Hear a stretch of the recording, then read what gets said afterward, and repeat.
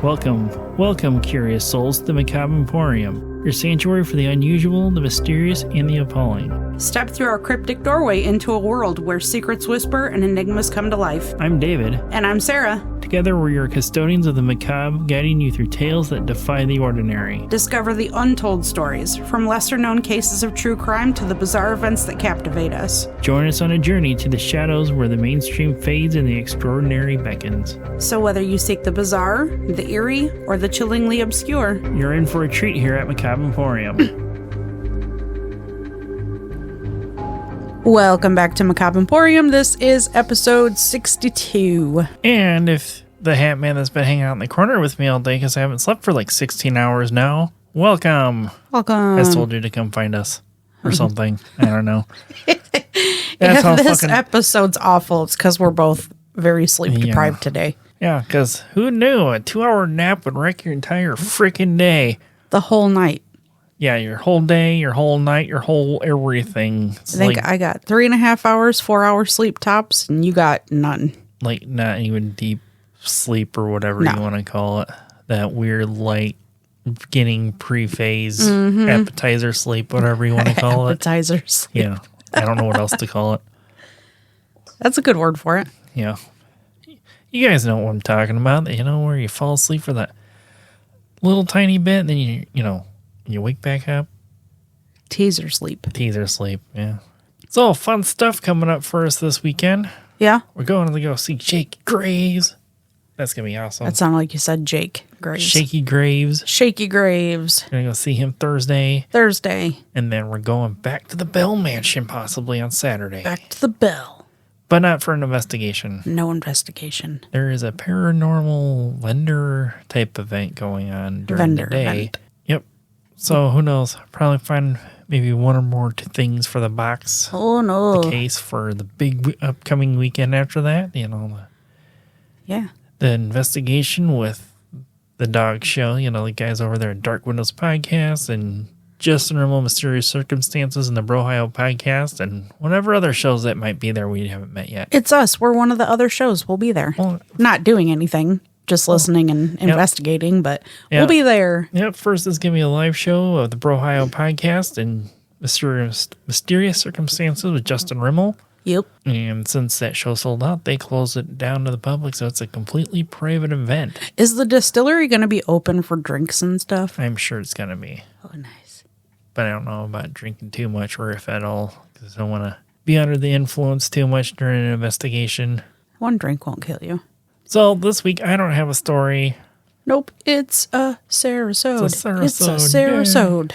Yay! Where's your button for that? Oh, you mean my applause button? Damn, that's how fucked up I am. Because, I'm going to give myself a sad trombone because I fucked that up. Yeah, you give yourself the bone. But anyhow. Yep. So, what do you have for us this week, Sarah? This week, I have a case that is a little unsettling because it's somebody in law enforcement that you should be able to call on when you need them and them show up, do their job, and protect and serve. Yeah. Not the case with this one. Okay. Yeah. So I still have this on this day this week, and actually there's a little bit more than last week because, I couldn't find anything for May 1st. That's good because it's May 8th. Right. I'm just, reminding everybody that I didn't find anything for May 1st last week. I was like, it's really good you didn't find it for May 1st. I haven't started it yet because I always started off with a date. Jumping the gun. That's what I do. I know. We both do that in episodes. That's the sleepy brain. Yeah. You were thinking Wednesday is May 8th. May 1st. And it's the 8th. Anyways, please proceed. So on this day for May 8th, 2024, BCE. No, this would be ACE. Yeah. Or something. No, CE, that's what it is. I got it finally. A, B, C, D, E, F, G. Something like that. So, singer-songwriter Enrique Iglesias was born in Madrid, Spain in 1975. He will be 49 years old today, so happy birthday. Happy birthday. Two of his better-known songs here in the United States is Balamos and Hero. Oh, yeah, hero. Let me be your hero, baby. No. Something pain. So this is either going to be the best episode or the worst episode because we are so freaking tired right now. It's like borderline delirium tired. It's like, are they still fucking high? Are they over there doing the devil's lettuce? No, we're just tired as shit right now. All right, so the first James Bond film, Dr. No, premieres in the United States, starring Sean Connery in 1963. In the film that launched James Bond's saga, Agent 007, Sean Connery battles mysterious Dr. No, a scientific genius bent on destroying the United States space program. As the countdown to disaster begins, Bond must go to Jamaica where he encounters beautiful Honey Rider, played by Ursula Andress, to confront the megalomaniac villain in his massive island headquarters. Okay. That was a whole bunch of word soup right there. All right, so pay attention because I put this one in here for you. Okay, I'm paying attention. Let's see what band that is. If she knows the band by the album title. Okay. The album Three Imaginary Boys was released in 1979, and this was the debut album for what band? Do I know this? You should know this because the number one single of that song is called Boys Don't Cry. Oh, The Cure. Yep. Three Imaginary Boys? That's the name that of doesn't ring a bell to me. That's the name of the album, and that album was released in 1979. Oh, does The Cure. President Eisenhower ordered the National Guard to deploy to Central High School in Little Rock, Arkansas to escort and protect 9 African-American students during school integrations in 1958. They would also become known as the Little Rock Nine. Okay. One of those stories I kind of overlooked for Black History Month, but Greensboro 4 probably isn't as well known as the Little Rock Nine. Yeah. Why are you so goddamn mouthy today?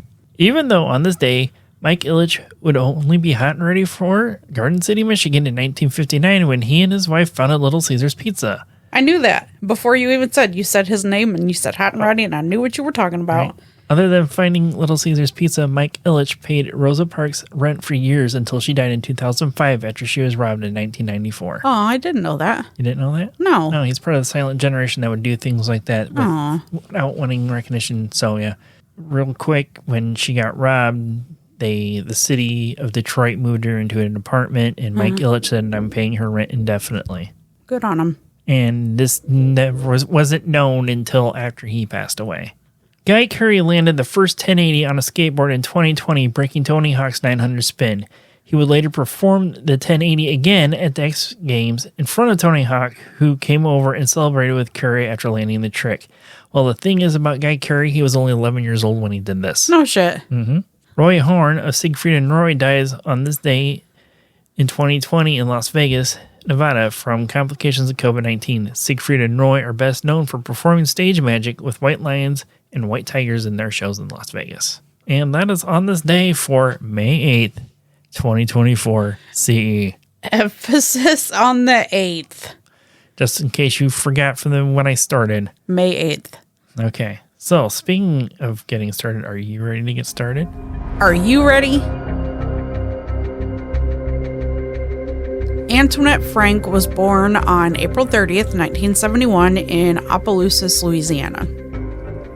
She had a very, very tough childhood.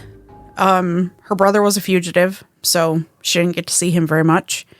Her dad was a veteran that had PTSD and was basically in and out of her life. Like, he'd be there for a little while, and then he'd take off. She wouldn't hear from him, see him, and then he'd show back up. And it was just a repetitive cycle that way. Antoinette claimed that her father abused her when he was present, and that things were sometimes so bad that she had to find psychological help to deal with her trauma, or at least try and deal with her trauma.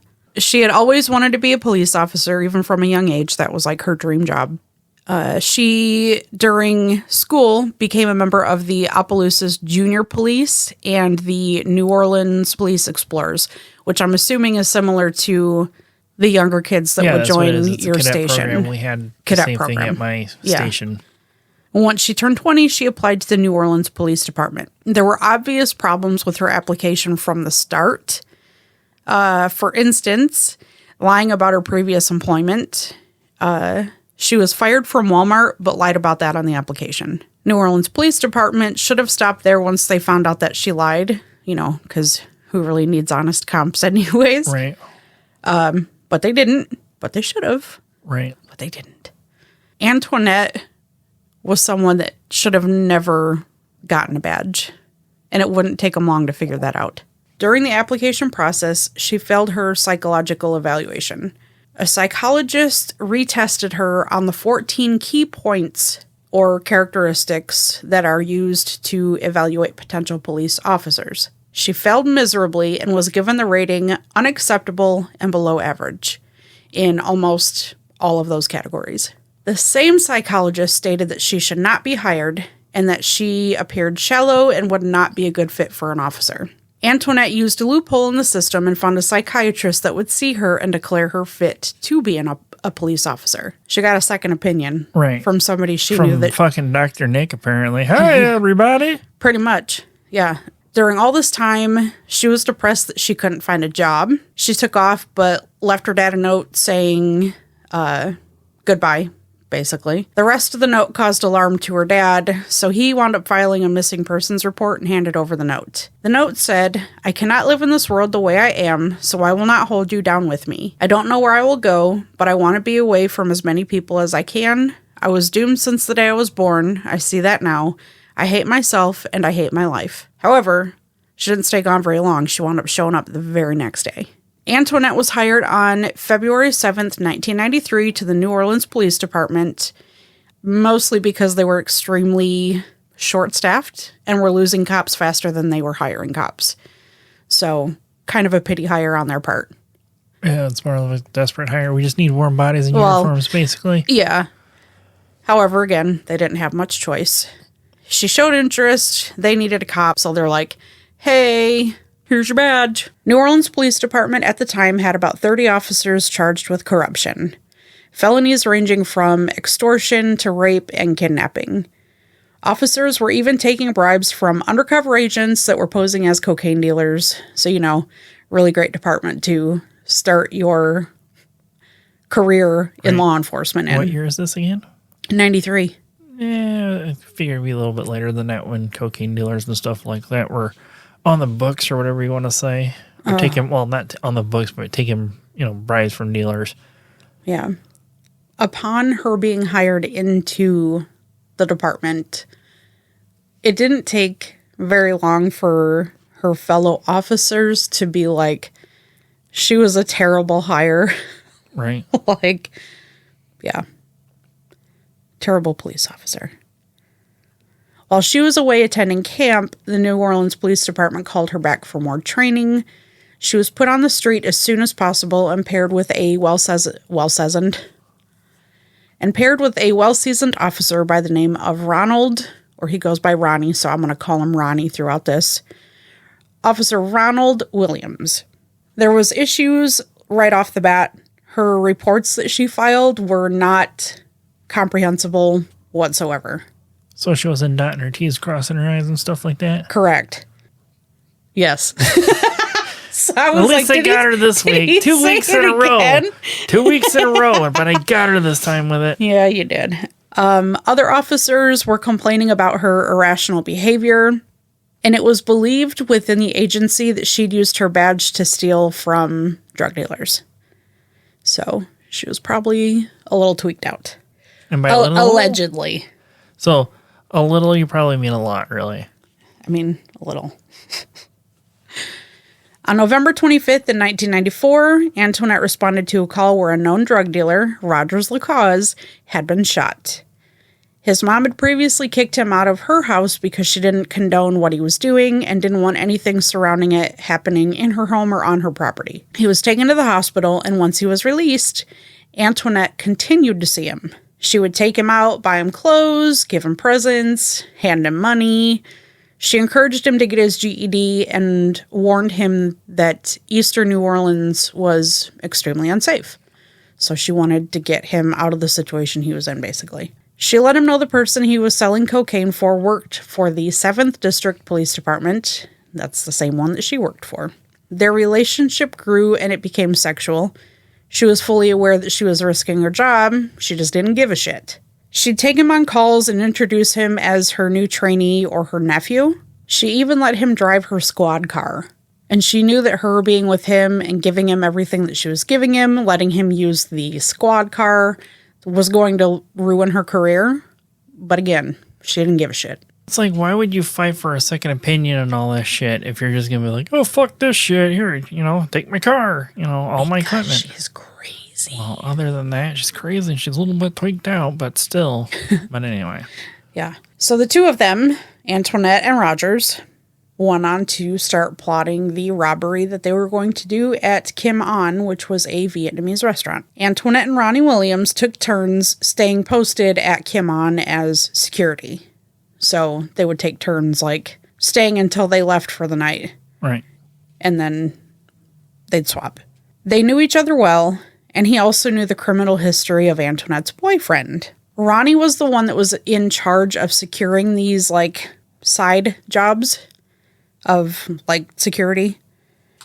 So Antoinette immediately suspected that he was making more money than her because he was the higher up, I guess. It's believed that this is part of the motive that takes place in a case that Antoinette would be tied to later down the line. The Vu family were the owners of the Kim An restaurant at the time and had also grown really close to Antoinette and to Ronnie Williams. They respected both of the officers and treated them like family. So much so that when Antoinette had a birthday, they'd give her a card or they'd, give her a present. If she needed money, they were the first ones in line to help her. Just really giving people. Yeah, almost seemed her as the kid they didn't have.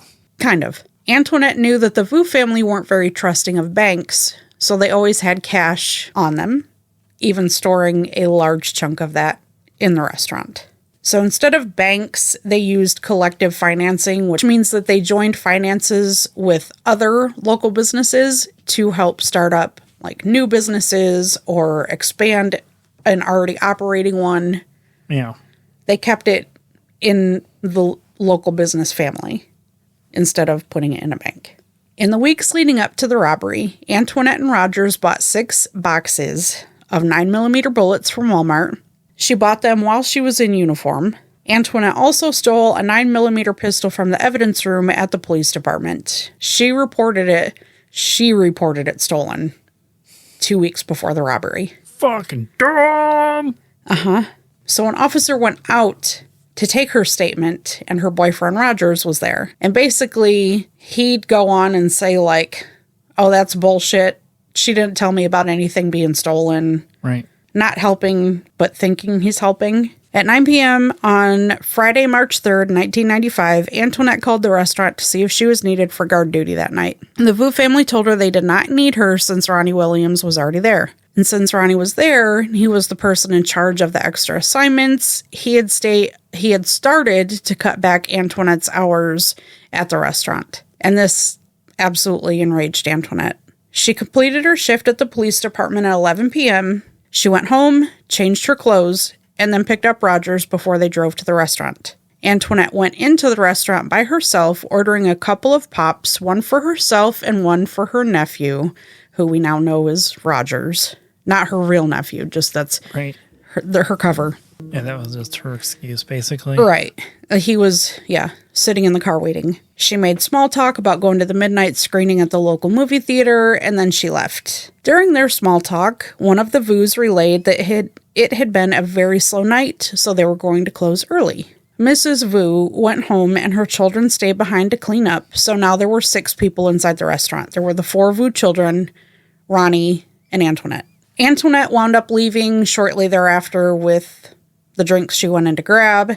About 15 minutes after Mrs. Vu left, she called in and ordered a beefsteak dinner. She claimed they missed the movie, so they were going to grab some food and then head home instead. Ronnie Williams told the Vu family to quit letting Antoinette eat there for free. He felt she was taking advantage of them and their kindness, and she 100% was. Yeah, totally sounds like what it is. Ronnie also told Miss Vu's daughter, Chow, that she was extremely naive and she couldn't trust anyone, and that included Antoinette. As the others were cleaning, Chow went to the back of the restaurant to count out money and then come back up front to pay Ronnie. what he was owed for that day's service. When she went to hand Ronnie his money, she noticed that Antoinette was walking up to the door to what she assumed was to pick up her food. But she wound up finding out very quickly that Antoinette had no intention of just picking up food and leaving. Antoinette and Rogers decided to eat inside, even though they knew that the Vus were cleaning to leave for the night. Chow grew suspicious of Rogers immediately. He had gold teeth, and that was relatively associated with gangs back then, especially in that area. Not like today where pretty much anybody under the sun could go into a jewelry shop and get a grill. Right. You know, Mrs. Vu's son, Kuok, made a comment that Rogers kept staring at him and how uneasy it was making him feel. Antoinette and Rogers didn't finish their food. They got up and left and stood outside of the restaurant for a while before getting in Antoinette's cruiser and driving off. Chow became wary when Antoinette kept calling and came to the restaurant for a second time. So she's like using her spidey senses, like something's not right. She called out for Ronnie and her brothers to lock the doors and not open them. And then Chow wound up grabbing the money and hiding it inside of a microwave. And while doing so, her brother called out to her and told her to get up to the front. When Chow got out there, she saw Antoinette walk up to the door and then start like shaking the shit out of it, trying to open the door. Right. Unfortunately, locking the doors did no good since Antoinette had stolen Chow's keys like weeks prior.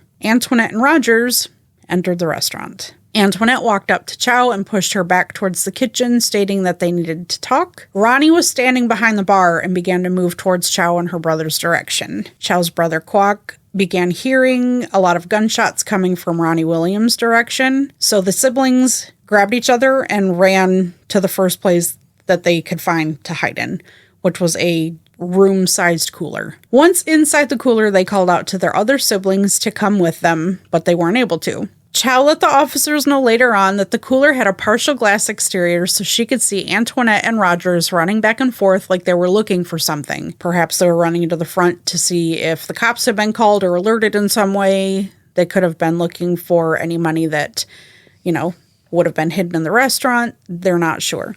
Antoinette was seen standing in the middle of the kitchen with a 9mm pistol in her hand, aiming it at Chow and Kwok's brother and sister, who were huddled together and praying on the floor. The sister was shot, and when found, was still in a position of prayer with her arms and forehead on the floor, kneeling down. The brother was shot in both his chest and back, and Antoinette heard him trying to speak and unloaded 2 more shots to his head. Officer Ronnie Williams was found face down behind the bar in a large pool of blood. He had been shot once in the back and twice in the head at point-blank range. Before Antoinette and Rogers left the scene, Rogers took Officer Williams' gun and wallet before driving off in the New Orleans police officer's vehicle. Once things settled down, Chow and Kwok came out from the freezer and immediately saw Officer Williams' body laying there.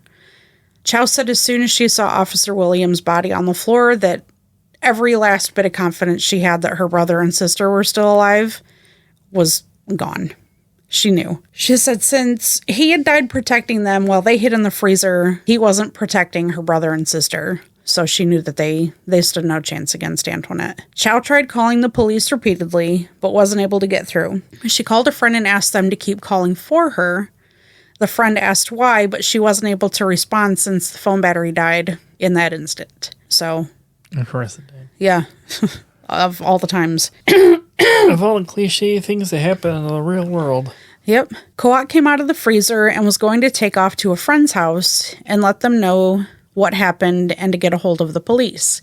But he didn't make it that far. He turned the corner and Chow heard a scream come out of her brother that she had never heard from him before. Kwok had just found the bodies of his brother and sister. Kwok's 911 call had played during the trial, and in it he stated that his family's restaurant and that his siblings and a police officer were dead inside. He stated that they were killed by another officer named Antoinette. He said she came in with a friend and robbed their restaurant. At 1:52 a.m., the first officer actually showed up to see what the fuck happened. Chow was hiding in the cooler again when she saw the officer pull up. She didn't immediately come out because she knew Antoinette was also driving a police cruiser. Right. And it could have been Antoinette. Back. Yeah.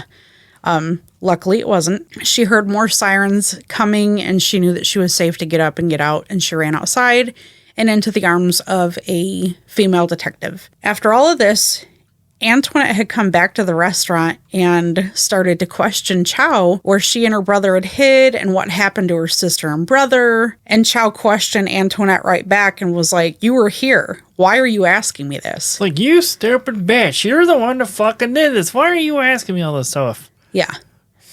When Chow was questioned by another officer, she was so scared she could only speak in her native language, which was Vietnamese. But once she calmed down, she was able to tell them in English exactly what happened. The officers didn't know at this point that Antoinette was one of the shooters. They just thought she was there to help solve a crime, as she could have been one of the key witnesses if she was there. When the officers questioned Antoinette about what she saw, she said she had been getting a drink in the kitchen when she first heard gunshots coming from the dining room.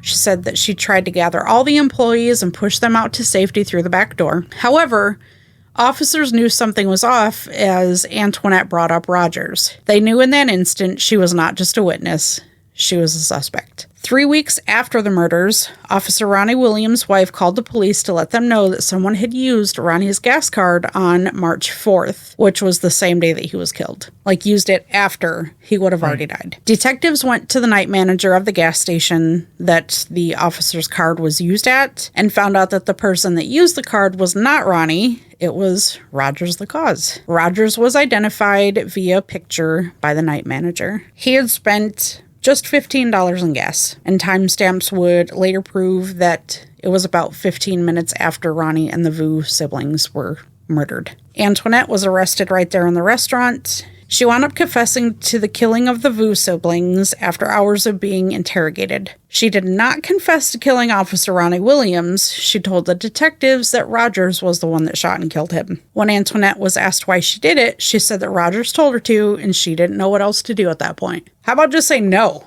Right? You just don't? Rogers confessed to being inside of the restaurant while the robbery and murders took place, but he did not confess to shooting anyone. He said Antoinette is the one that shot all 3 victims. So they turned on each other, as one does, I guess. Yeah. Save your own skin, get a lesser charge. I guess. Rogers was found guilty of 3 counts of first-degree murder and sentenced to death, but he was later retried and his sentence was reduced to 3 counts of first-degree murder with life in prison. Antoinette was also found guilty of 3 counts of first-degree murder and sentenced to death. At Rogers' trial, he said Antoinette was a very strange person. He said it was like she was 3 different people. Officer Tweaker and Weirdo. But not the good kind of weirdos that comes and listen to us every week. Yeah. A psychiatrist actually agreed with that during their testimony, and Antoinette was given an official diagnosis of narcissistic personality disorder with antisocial tendencies. She was a sociopath. I was hoping he had a big rubber stamp. Crazy! Correct. So, at 8 p.m. on a random Monday night, officers received a call about human bones that were found under a house by a neighborhood dog. The dog gave the bones to an 11-year-old boy, just like, here, take it and throw it for me, thinking it's a stick or something, right? The boy took the bones to his dad. The dad called the police and was like, hey, my son just handed me human bones. Right. Like, what do I do about this? The house that the phone call came from was previously Antoinette's old home that she once occupied, that her father would drop in and out of as he pleased. They had found a partial skull, rib bones, a portion of the lower jaw, segments of a spine, as well as a partial denture. The father had been renovating the home for a few months and then seemingly just disappeared. And when Antoinette was asked, like, yo, where's your dad? She kind of just shrugged it off like, you know, he comes and goes as he wants to, like I said in the beginning. She said he took off.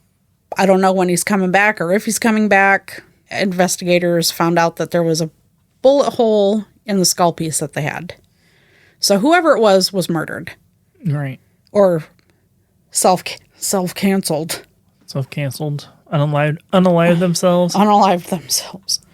They also noted that the skull belonged to a male and that the age of the skull in particular would have been around the same age as Antoinette's father when he vanished. Oh, so he became a permanent resident of that house. Maybe. I'm just guessing here. Yeah. The coroners and investigators tried to get Antoinette's father's military records, which would have had his dental records. Right. Since they might have been able to get a partial match. Unfortunately for them, when they received word back from the military, they were told that his records had been lost in a fire. So that was a dead end. However, Antoinette could have reopened that dead end. She could have given them DNA and been like, here, take my blood, take the DNA from it, whatever you get off of the bones, compare them. Except she refused to give a blood sample. Of course she did. So there was no DNA testing. But the officers strongly believe that the bones that were found under that house were the bones of Antoinette's father, that she killed him. Although they can't prove it because they don't have DNA evidence. And with that, Antoinette Frank is still in prison. She is still on death row. And if she is executed, she will be the first woman that has been executed on Louisiana's death row since 1942.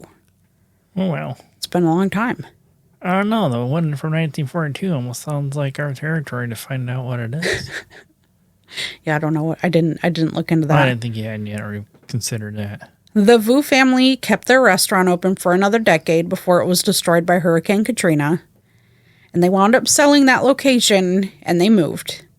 They reopened the restaurant in a new town, and the town they moved to, they said, made them feel much, much safer. Well, that's good. Probably being out of New Orleans in general. Yeah. As residents, because as residents, probably much safer. But when you're tourists, you stay in the touristy parts. Mm-hmm. Yep. But that's that. It's Antoinette Frank and her being a fucking crazy bitch, killing her dad, probably. With strong confidence, she probably did. With strong confidence. I think that's what the term that the FBI uses. Well, I have strong confidence in the fact that she was a crazy bitch. Yep. Crazy bitch. Strong confidence. She's 100% crazy. Yep. That was my big rubber stamp. The big rubber stamp? Yep. But that's my story for this week. Yep. Bad cop gone badder. Yep. It's kind of irritating for me because, you take an oath, in public service and you're supposed to uphold it basically. Mm-hmm. And it still irritates me when shit like this comes up. Yep. Especially when you know that all that shit could have been prevented by not hiring her in the first place when the fucking psychiatrist was like, she failed every category of all these tests that you have to pass in order to be a police officer. Yep. Don't hire her. We get you're short-staffed and you desperately need people. Don't fucking hire her. There's somebody else that will come and apply that actually can pass the test. Right. You look at Detroit for years, Detroit Fire, Detroit Police, how short-staffed they were for years, but still. And they were probably stretched even thinner. Oh, I'm sure. I'm sure they still are now. Probably. That's my story.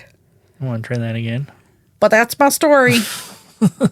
I really didn't. I was going to let you just leave it that way. No, I could still. It was a sleepy episode. Yeah, it was. Not much to say afterwards. Facebook group, and that's where we post pictures of the show. Other announcements along with it, and when we're not going to have an episode, or how long we're not going to be on episodes.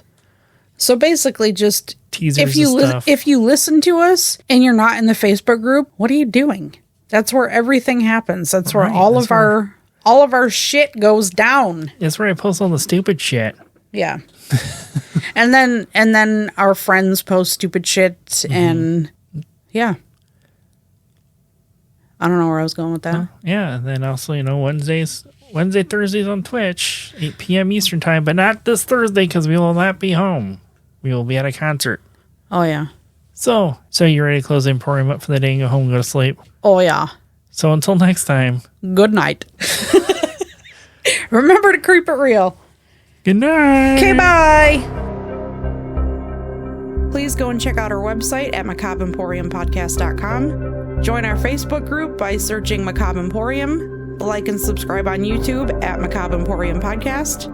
Follow us on TikTok at Macabre Emporium Pod. Follow us on Twitter at Macabre Emporium. If you have any stories of the paranormal, your local true crime, or weird history that you would like us to look into and possibly do an episode on, email us at macabreemporiumpod@gmail.com. And remember to follow, rate, review, and share whenever and wherever you can to help us grow our podcast.